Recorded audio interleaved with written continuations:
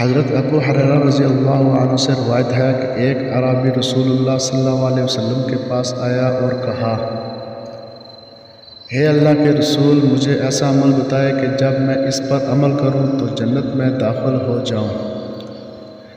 آپ نے فرمایا، تم اللہ کی بندگی کرو، اس کے ساتھ کسی کو شریک نہ ٹھہراؤ، نماز قائم کرو جو تم پر لکھ دی گئی ہے، فرض زکوٰۃ ادا کرو اور رمضان کے روزے رکھو۔